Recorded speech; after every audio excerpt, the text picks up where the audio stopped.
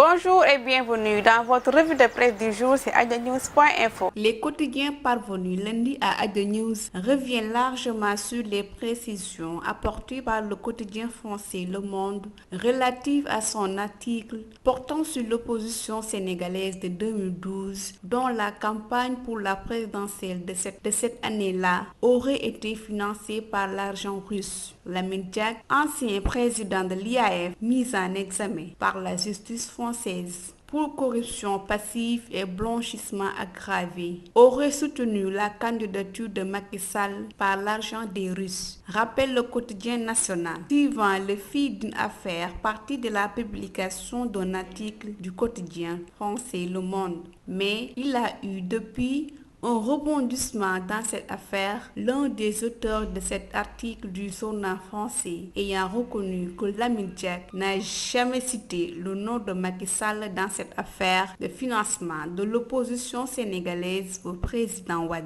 Le journal a alors présenté ses excuses, écrit Le Soleil, affirmé le vendredi pour se dédier le dimanche. C'est ce que le journal Le Monde a fait. Le quotidien a publié une précision sur son site déclarant que Lamine Diack n'a jamais cité Macky Sall nommément, ce qui ne blanchit ni le président ni les autres membres de l'opposition de l'époque, signale Enquête, évoquant une bourde mondiale. C'est un autre son de cloche que Le Monde a donné le week-end, après avoir écrit que Diack a déclaré que des fonds russes auraient contribué en 2012 au financement de la campagne de Macky Sall, relève le quotidien. Le journal français se retraque au sujet du chef de l'État sénégalais, souligne l'AS. Le monde s'effondre, estime ce journal via sa machette. L'Observateur imagine le même titre, mot à mot, pour sa une. Le monde dégonfle la bulle, constate le témoin en citant que le quotidien français. Jamais nous n'avons cité le président Macky Sall, précise Le Monde. Un démenti à sa propre publication. C'est la prouesse réussie par Le Monde après avoir traîné dans la boue le président Macky Sall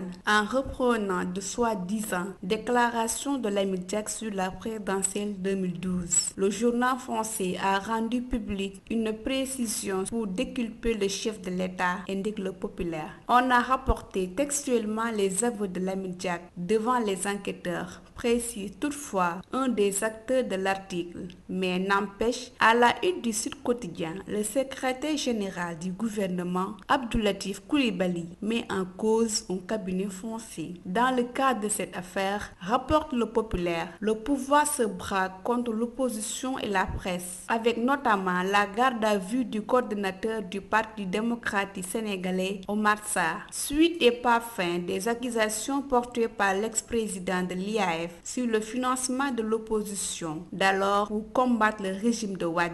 Malgré les démentis, le cadre de concertation de l'opposition persiste et exige que le chef de l'État s'adresse aux Sénégalais pour éclairer leur lanterne, écrit Walfadjri. Terminons avec les journaux qui reviennent aussi sur l'arrestation de certains journalistes en lien avec cette affaire. Le Populaire, par exemple, rapporte que le chef des éditeurs et diviseur de presse, CEDEPS, exige l'arrêt de toute poursuite, estimant que cette situation de traque des journalistes est un recul pour la démocratie sénégalaise et n'honore pas ses auteurs. Malgré tout, précise Walfadjri, deux responsables du groupe de presse des médias et un journaliste présentateur feront face aux enquêteurs de la DIC, la division des investigations criminelles, ce lundi. Walfadjri lève un coin du voile sur les convocations des victimes collatérales de Lamine Diack. C'était tout pour la revue de presse du jour. Merci et à bientôt.